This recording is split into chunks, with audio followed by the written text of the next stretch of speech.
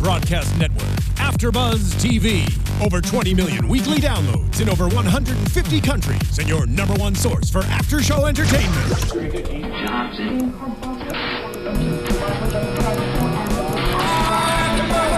AFTERBUZZ TV, the destination for TV superfans, producing after-shows for over 300 of your favorite TV shows, interviewing celebrities and showrunners, and bringing you behind-the-scenes exclusives. All thanks to E! Entertainment's Maria Menounos, producer Kevin Undergaro, and internet leader Akamai. Now, let the buzz begin! Yeah, let the buzz begin. That is Push It to the Limit, because we are the Limitless AFTERBUZZ recap. This is episode 2, Badge, Gun, exclamation points on both. I'm your host, JB Zimmerman. Here with me is the panel. Yes, Emily Kraudel. You can find me at Emily Kraudel on Twitter and Instagram and Facebook. Hey guys, I'm Frank Maiorana. Thanks for listening in again this week. You can find me on Twitter at Let's Go Frank M. Yeah, speaking of thanks for listening, we have a special shout out to one of our devoted followers. Frank, you want to? Vern. Yeah, we do. We want to thank at Vern's Views. He took place, he participated in our hashtag, which is hashtag ABTV Limitless. Last week we asked the viewers to tweet us and let us know what they would do if they were on NZT, and he had a pretty good suggestion here. He said, hashtag ABTV Limitless, I'd simplify the tax code and solve world food distribution. Good stuff. I mean, that would help drastically. Yes. From a personal standpoint, my taxes, I can't even, I have a tax guy. So that helps, but I feel like I could eliminate that and, be simple. I mean, I don't even make that much money, so it is complicated is the main bullet point of this whole thing. And I liked what he said, too, about food distribution. It's not something you would think of just off the top of your head, but he has a good heart, Vern. So, Vern, thank you for listening. Yes. And for everyone else out there, please use that hashtag ABTV Limitless. Let us know what you would do if you were on NZT to improve the world or your own selfish interests. Yeah. Either way, whatever you would do, just be authentic. Yeah. That's what we want. Right. Mm-hmm, so, let's just jump right in. We pick up where we left off. Brian is working for the FBI now. Not quite what he had in mind. Obviously, he was thinking more James Bond, a little bit more casino, a little bit more gambling and baccarat. With Uno cards. With Uno cards, yes. Yeah, it turns out his fantasy's not like reality. It's a little bit more testing, kind of boring. He's stuck basically indoors, almost to the point of going crazy. Right. And it's interesting because he's like, I'm ready to go, and then as they start to be like, you're gonna be in this box forever, this music comes on and it's like you're in his head and it's just like and he's like zoning out into his NCT. Yeah, and I liked how the show started with a comedic scene right off the top. He opens it up in his fantasy world where it's a Casino Royale sort of reference to start the episode, but I like how the writers mixed in the comedy with the drama that was coming later in the episode, because we need those light moments to balance out the rest of the drama that's coming. Right. Really good point, Frank, because a lot of the format of the show is a very familiar format. We've seen these sort of cop and CI combos a lot of the time. It's a procedural. Exactly, very procedural. Yeah. We're following, a big story arc. There's little cases each episode, which is great. But it's that comedy that really sets the show apart. It is, there is action. It is a smart show, but it also, doesn't take itself too seriously. Yeah. It knows exactly what it wants to be, and that's awesome to me. The character really fits that role in being able to play it serious, but also not too much where you can't take him for who he is. He is still a goofy guy that sort of is out of his league in a lot of ways. And he does it lightheartedly too, but it's so cool for him, He's like, oh my gosh, I'd always wanted to say that. I always wanted to be like, exactly. It almost pokes fun at itself. It does. When he said this is my fantasy. Get out of here. It's like if you had a guy on crack, running, in FBI, he's all jolted up too. He's like, tag me in. Yeah. Well, again, it's nice that it is a specific perspective that the audience is. It's not just a fly in the wall where all this is happening. It is basically part of Brian's mind. So you're seeing this like it's biased with him, sort of. So, you know, when he gets smarter, like so do we, the show picks up, the speed goes faster. You know, when he slows down, same sort of thing happens, and it's, you know, he takes a lot more time to respond. He's slow, so the scenes itself like sort of slow down as well. That's a really great point, and it goes to it gives a lot of credit to the whole team that works on the show, the whole creative team. There's a lot of artistry that goes on into exactly what you just said, slowing down the moments when he's not on the drug, saturating the color. There was a lot of orange today in the episode. I noticed. I know you want to talk about the lip color too. So there's an incredible amount of craft that goes into this show, which if like they respect us as an audience, if you're a smart audience member, you can pick up on these things. But what were you going to say about the lips? Oh yeah, every time I'm watching, Jennifer and Brian have these like green lips. It's like a really pale color. And I'm like, maybe Rebecca's on NZT. Ooh, that would be. I'm like, why are her lips always pretty green? Epic prediction. It's, Totally. Yeah. No, hey. And I was going to say, whenever he's being talked to by the main FBI lady, it's like wah wah wah wah, like Charlie Brown. It was awesome. Wait, what's like the two wah wah wah wah. It's going in and out, and he's like, "Oh yeah, I'm paying attention." No, I'm not. And he's like, "No, no, no, no." It was so cool. I love your descriptions. They're so colorful. Yes. That's what he was hearing. I was nice. like, Yeah. No, I mean Again, we're sort of in his mind, which is great because he is, when he's on NZT at least, he is ahead of everybody else. Right. Except for maybe Rebecca, who's just naturally, or so you think, a very like whip smart person. You know, he is like a game of chess, like 20 moves ahead. So that's really cool to see that, see those things before all the characters do, like knowing that he has figured out, at least as much as physically isn't in his environment. Right. He's figured that out. He's already like at the finish line. Right. So that's pretty cool. And it's interesting because his dad is like picking up on it, especially when they're playing Trivial Pursuit.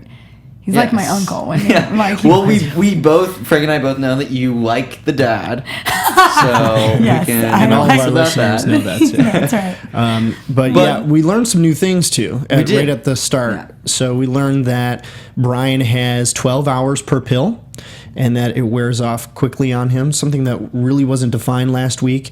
And I remember all of us talking about how long he had per shot that he received from that nurse. And he even brought that up. So and he brought that up. So he doesn't even know at this point either. So there is still some uncertainty when it comes to taking the drug for him.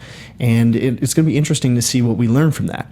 Because every once in a while there is, of course, we were talking about the procedural aspect that this show is evolving into, but there are serialized elements too, which includes the Edward Mora influence when he types in his name in the computer and everything shuts down. Right. And then we'll talk about the big twist at the end, but I like how this show is mixing the procedural with the serialized. Definitely. It's a very good balance of both, for sure. Speaking of the procedural, we cut to Brian sort of cooped up in the office. He hates it. Obviously, he's way too smart to be confined in an FBI file room. So he figures out the drywall is a little new and weak and busts through there.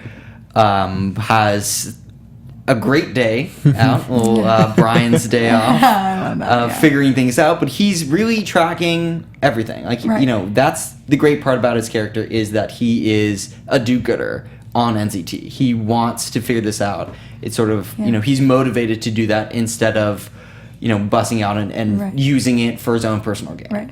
He solves breakups, meets some, you know. Yeah, I mean, he was on the bus just helping everybody's life out.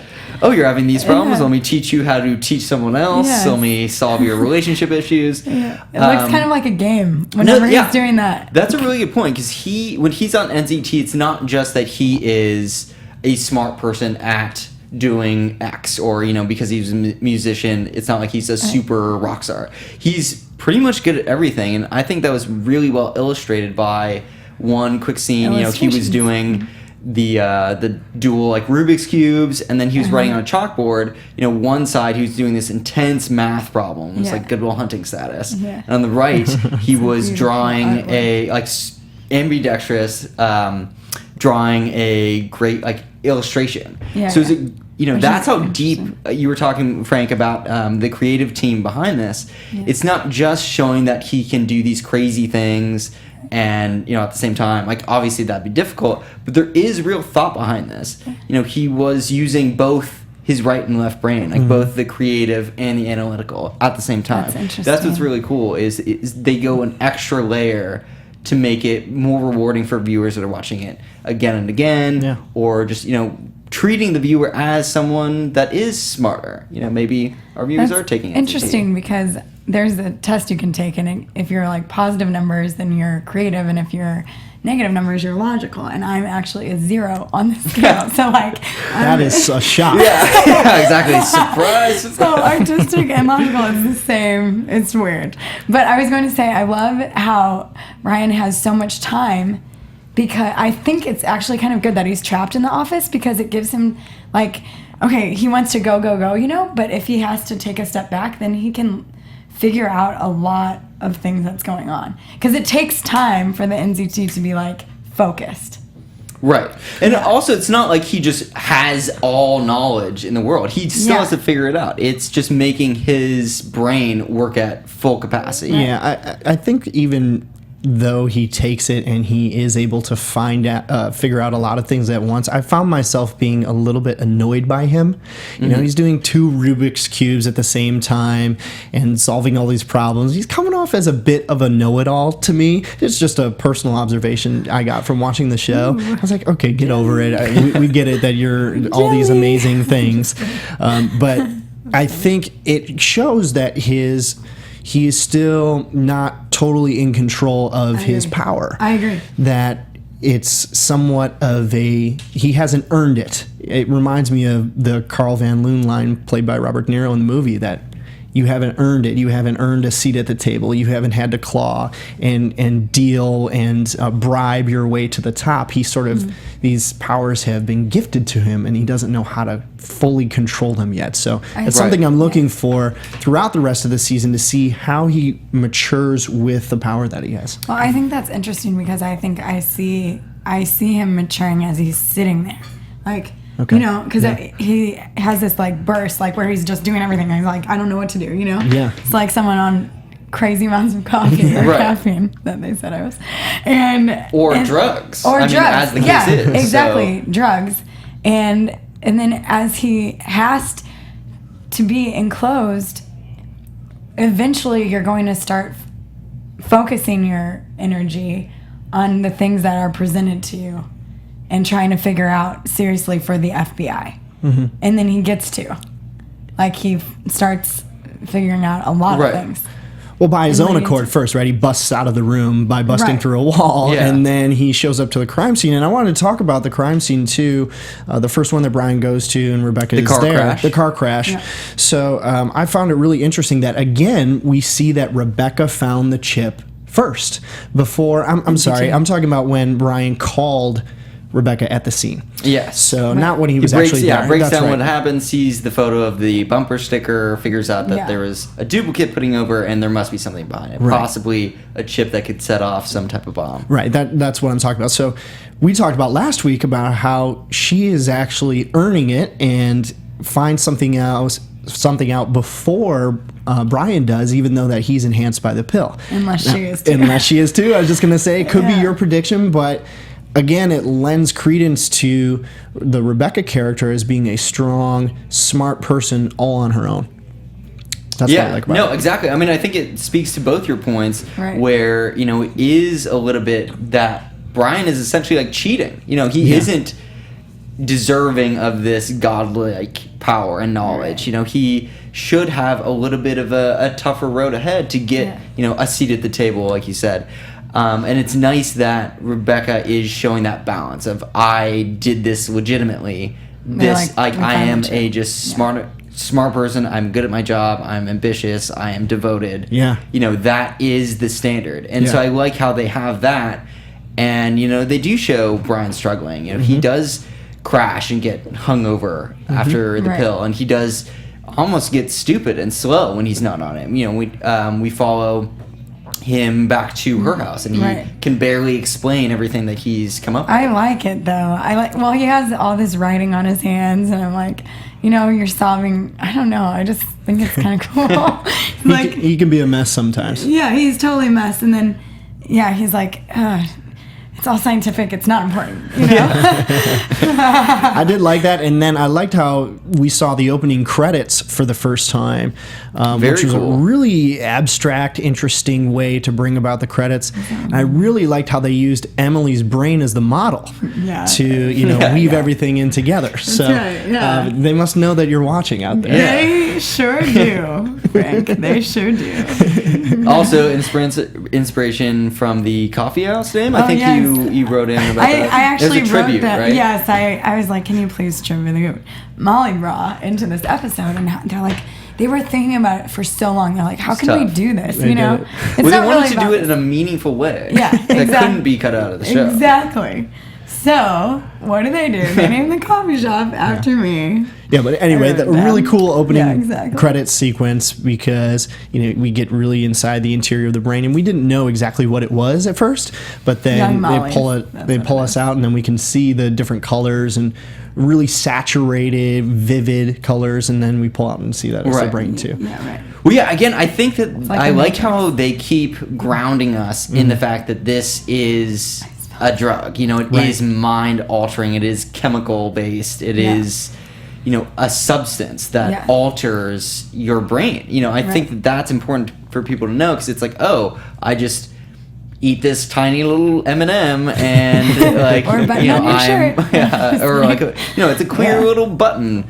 And he instantly becomes the smartest person in the world, like can figure out anything, like is a certified genius. Starts building bombs, which leads to. And he can gamble. Your point is much more pertinent to the show, but gambling on NZT, brilliant move, dude. Bro. I mean, brilliant. Yeah. I can't believe I didn't think of that one. Again, you guys send us in your suggestions, #ABTV Limitless. That's a pretty good way to come up fast. That's so smart. Obviously, there's I think there's a little bit more danger in terms of winning a lot of money. So hopefully on NZT I'd be able to mastermind something. A guy did that. Do you know that? On Whammy. He figured out the code. And then he won maybe he was on NZT. Maybe he was. Millions of dollars. Speaking of figuring out the code, yes. Cut to Brian figuring out the code. Bombs. He basically tracks down something that we didn't even talk about. We knew that he figured out the bomb and how it could have been built, but he takes it a step further. The FBI kind of take a step back and aren't using him as much, but he just through passing lip reads the entire room by remembering how like the English language is spoken basically. And reverse engineers who they're looking for, gets makes a couple mistakes, but gets the important name Taurus, and is able to kind of track him down based on photos of scarring, things that he picked up on. I like how he did that too. Whenever he walked through the office, it was like a comic book. Right. Yeah, exactly. Awesome. Another thing, it was so much processing going on, and that was a great way for them to show it. They're really innovative in the way that they show what he's seeing. Yeah. Because obviously we can't process as fast as he can, so it's how that overload of information that he's taking in just fine. And it also avoids having to make all these quick cuts to small scenes that probably we don't need to see as an audience. The map of New York City, when you see all the subway cars and his different stops along his route, I think it's a really inventive way to achieve a lot of distance in a short amount of time. Yep. Yeah, and Boyle is not pleased with this dude. I think there's a rivalry brewing between Boyle and Brian. I really do. But I can't blame him. I kind of sympathize with Boyle, because and Boyle gives him his badge and his gun. Here's your stapler. Here's your tape. Yeah. Again, the show, having fun with itself. Yeah, exactly. They are showing a point. There is a little bit of hazing.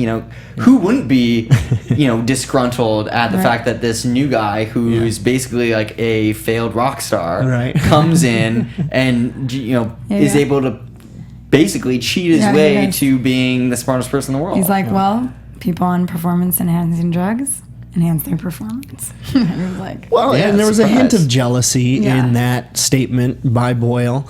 And I, like you were saying, JB, I would be kind of jealous of this guy too. Here he walks in, he's some hot shot, and it takes him 2 days to become part of the force, and I've worked years to climb up the ladder.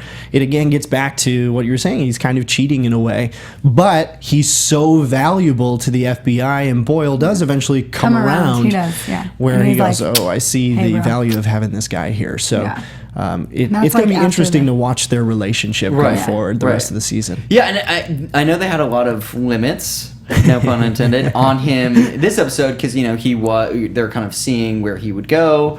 The bureau tried to trap him in the file room. Obviously, the head of the department is not pleased, was about to fire him. But I'm interested moving forward how he's going to be kept at bay. His mind just runs almost to the point where he doesn't have control, as we were kind of discussing a little bit. So it's going to be interesting how far they're going to let that go. Are they going to let it get him into trouble? I mean, he's pretty rash with a lot of the liberties that he's taking. Right. I like it whenever he goes to their office and he's like, email me at... Yeah, no, exactly. I mean, we'll talk about that when we get to the end, but, time and time again, he just... I mean, obviously, breaking out of the FBI twice is... a little... They're liberties he has to take. I think. He should face some consequences. I mean, I'm fine. Obviously, it's entertaining to see what he can do, but, he isn't above the law. He doesn't have, diplomatic immunity. He does have to control this. So I hope to see that in future. Yeah. Well, and what struck me interesting about your point in him being out of control is that Agent Naz was ready to fire him. She brought him into his office and was ready to fire him, and I thought, that's an awfully quick trigger to be letting go this valuable of an asset. She can't let him go. So, obviously... Because he has the NZT, and he's immune. I think she's got some dirt on her. I'm sticking to my prediction from last week. I think she's shady. Right, yeah. I mean, she's got something else going on. She had a very quick trigger, and Rebecca came in and saved the day and kept Brian as a part of the department. So it's interesting that she wanted to pull the plug so quickly. Right. Are you going to find somebody else to bring it in? I mean, there's a lot of extra knowledge, and I agree with you, JB. There's something else going on with her that we're going to find out. Right. Yeah, also, I mean, I had that realization watching it, and I was like, oh my God, it's so early. There's a few things, this is only episode 2, but there's a few things that made me go like, oh, are we going to do, it's going to be that easy? Yeah. The car. But then, it was, for instance, the car, it was like, well, I mean, clearly these are all American Corvette parts, and there's a Porsche here, so it's obviously perfectly laid out, organized with the cash that you were paid in this one area in the trunk I didn't like that I'm going to open. No. So I mean, that was a little too convenient. But for the most part, they kind of flirt with that and then do a little twist about it. She was going to fire him, and they were all doing a play on what he just said was the lip reading, and they were all doing that to say fired. Right.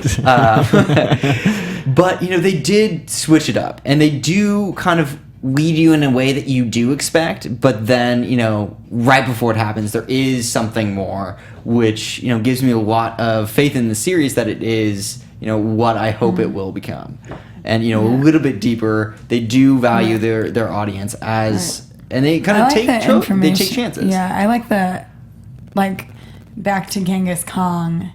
And spreading a virus that's interesting. Right. That the genes. Well, yeah, I mean, even the whole car crash thing. I mean, I was like, wow, are we 15 minutes in? He's already solved the crime? How many crimes can he just solve right off the bat? And I was a little worried that if he was, limitlessly smart, would he just blaze through and just kind of bulldoze the entire, case? Well, that's a legitimate concern, because if each episode's going to have 4 to 5 different characters who you think it might be, and then we're changing, I was confused at points. I was thinking, who is Larry Tressment? It's all these different names and people, and they have a very short role, and then they move on to the next. So I think ideally, as an audience member who's interested, I'd like to see 1, maybe 2, 3 maximum different people who are involved in a crime, because otherwise you can kind of get lost in the weeds. I actually kind of liked it like that. Okay. Yeah, I liked, having to find out. Well, especially after they find the thing with the car and everything's laid out. I'm like, man, that stinks, Yeah. But then it takes a crazy turn. Like, Genghis Khan had this gene, and then he has to map another time. He uses family trees. It was like, just like when he had to figure out his dad had that disease. Right. Well, it was interesting that the whole bomb scenario didn't really have an end, it wasn't the end. That they kind of did a bait and switch with us. Right. Which, I was okay with, just because, that Genghis Khan had a lot of meat, and we kind of went on a roller coaster with that whole thing. Yeah. And then he has to go to the guy's office, has the bio lab, and I love it. I actually really like this because he takes his experience of when he was a temp, and he's like, which is probably, on NZT, you can think of how that would be valuable in this situation. And then he's like, hey, everybody, you hate him, right? Well, email me. And then he's like, do I have an FBI email address? I wish I had a cool email address like Brian has. No, exactly. I mean, after he, figures out the bomb situation isn't the right way, follows the Genghis Khan path through many different subjects, figures out this whole stroke thing for people at 28, obviously rare, happening multiple times in a few days. He figures that out and basically tracks it via security footage and the fact that this one guy was at a coffee shop, that there was a poison involved. Sort of viral warfare going on. Right. Which is interesting, I think. Choice. I mean, it was definitely a twist there. I didn't think it was going to be that big. But again, I want to caution the story to be a little bit more inside. It's like he can't be unraveling these huge conspiracies every episode. Yeah, that's true. Exactly. With a procedural thing, it's fine. But if he's putting out billionaire CEOs every day, that's a pretty high bar. That's very true. That is very true. And why, did the other people that suffered a stroke at 28, did they have to die too? Or, Well, yeah, I mean, they were definitely collateral damage, I think, a little bit. That's awesome. For those of you guys just listening, there was a very distracting set of coasters that I'm glad the situation has been resolved. Yes. That's right. I'm like Brian. Thank you, Frank. Thank you, Frank. Give me some reverse cube snap. Go on. Yes. And, who were they? We don't really get to find out who those people were. Well, yeah, I mean, again, there isn't time to go into every little loose end and every little side character. I think the fact was just the trend of this happening was enough to set the red flag off in Brian's mind and figure out sort of the breadcrumbs of where it was coming from. Yeah, but we lost the storyline with Rebecca's dad this week, which I found one of the most interesting cliffhangers from the pilot episode. Rebecca's dad, was he on NZT or not? There was absolutely nothing about it this week. And just a quick note on Jennifer Carpenter. I mean, I love her. She's amazing. She's such a strong actor, and anytime she comes on screen, the scene elevates. And it doesn't even take a whole lot. I actually like her when she's not even speaking and they're just cutting back to her and she's getting her reaction shots, which is really interesting and powerful. Again, I said this last week, but we see her thinking on camera. Right. I just love her so much. No, it's a very good point. She's a very talented actress. It takes real talent to convey that, to be strong and authoritative without just being, for lack of a better word, bitchy. Right. She does it's we can take her seriously, but she's still like a character you like. Yeah, you root for her. There's a acting term for that. Being bitchy, called being plaintiff, and it's a choice that novice actors make. Obviously, Jennifer is not a novice actor, and she plays that quiet strength so well. I totally agree with you, what you just said. Totally. She's awesome. Yeah, bravo. Yeah, absolutely.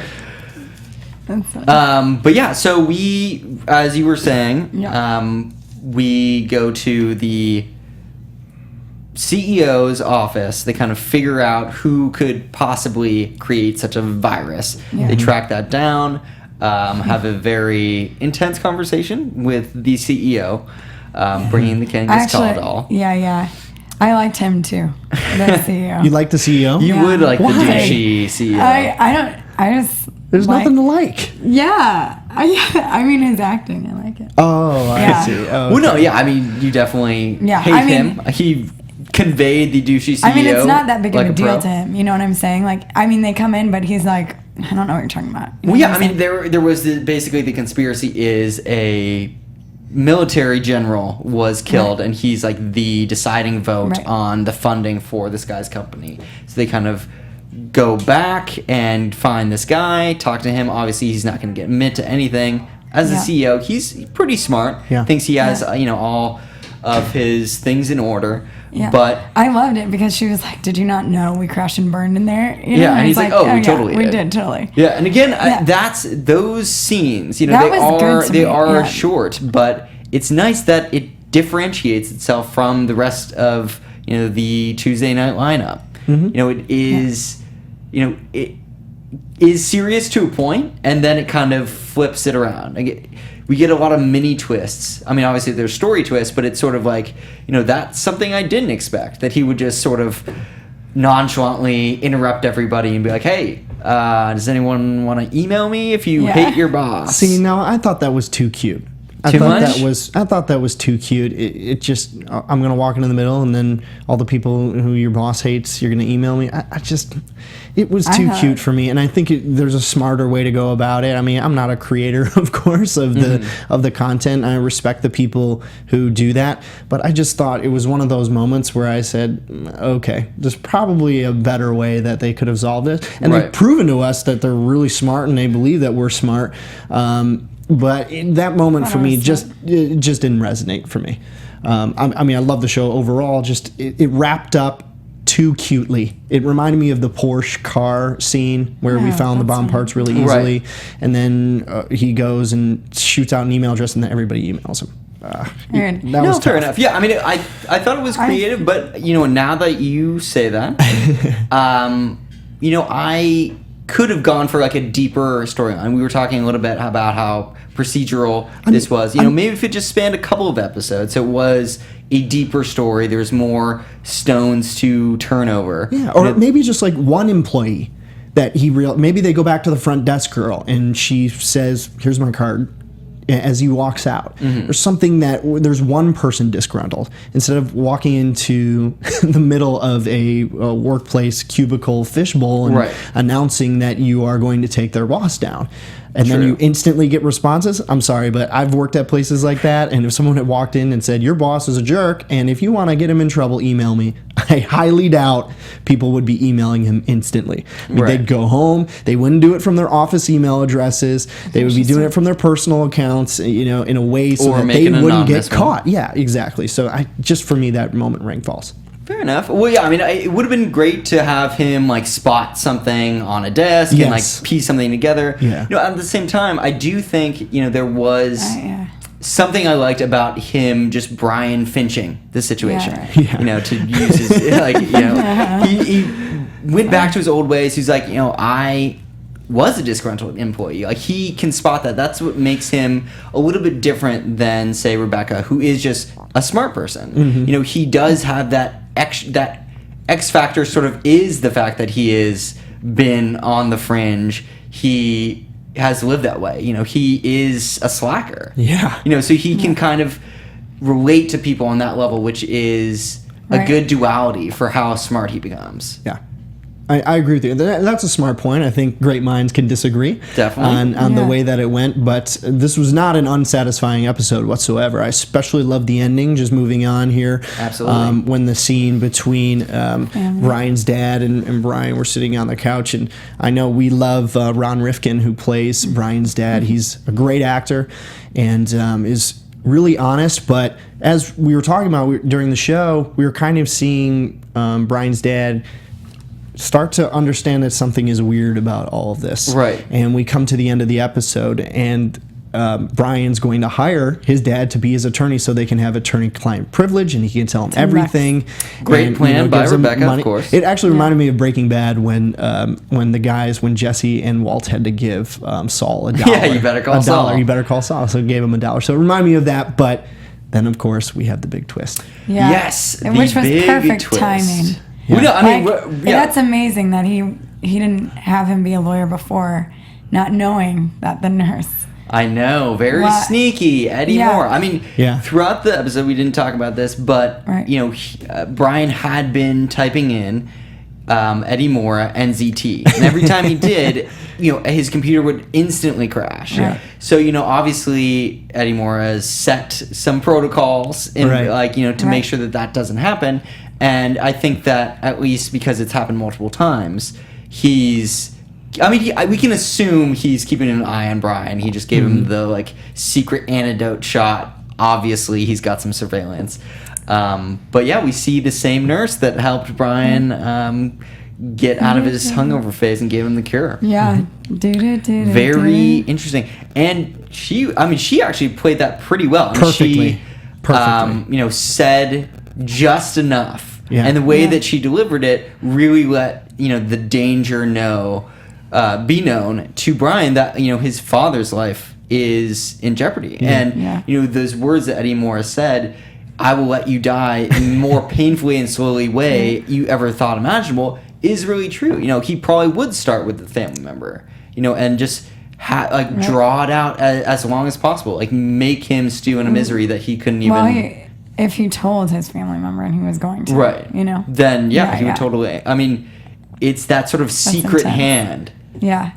Which is really interesting and very creepy. It's very Big Brothery and yes. and I thought, just like you said, the nurse played it perfectly balanced. So just under the surface of this facade that, I'm here for your dad and he's going to do everything that we say and he's going to be fine.